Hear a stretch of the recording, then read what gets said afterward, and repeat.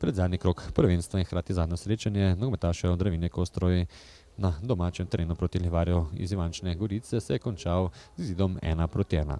V prvem polčasu, v prvih 15 minutah dobra nogometna predstava, v 14 minuti je tako Firer imel lepo priložnost, ko je preigral v gostujočem kazenskem prostoru, a je Jozič njegov strel sjajno obranil. Že v naslednji minuti po prvi poizkus tudi gostov Lalić je poskušal z razdalje, a je njegov strel zletel mimo desne vratnice. V naslednji minuti napaka domačega vratarja, gostje so imeli prosti strel, Kastelic je obstal kot vkopan, Prudičev strel pa je na srečo zadel prečko. Gostje so imeli potem še eno priložnost, Konjičani pa so jim kmalu vrnili v 24 minuti, ko je poizkus Firerja znova zletel mimo gola. V drugem polčasu menjava pri domačih, tako je stopil v igro na mesto Franjiča Močič, a se to v igri domačih ni kaj dosti poslalo. Še več, privoščili so se celo gromozansko napako. Domači vratar Matjaž Kastelic je po povsem nenavarni podaji na robu kazenskega prostora žogo izpustil iz rok. Saša Lalović pa je bil dovolj priseben in znal kaznovati napako domačega vratarja ter poskrbel za vodstvo gostov z 0:1.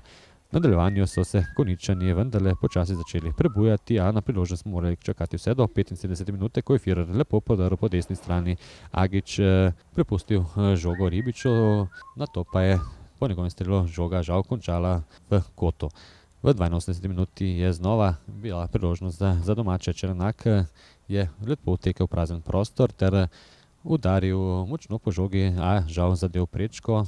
Nato še ena priložnost Konjičanov v 83 minuti. Mahmutović je našel Agića, slednji pa je prepustil žogo Pantoviću, ki pa je žal udaril mimo leve vratnice. Povsem izdihljajih srečanja, lepa podaja Agića, Firer se je znašel v kazenskem prostoru gostov in iz prve udaril po žogi, žoga pa se je od prečke srečno odbila v gol ter izenačenje na 1:1. Po vsem zaključku srečanja v zadnjih minutah je imel priložnost še Pantović, a je njegov strel Jozič izbil v kot, tako da sta se moštvi išli z izidom 1:1. Konjičani so torej končali s igranjem na domačem terenu, še zadnji krog je pred njimi.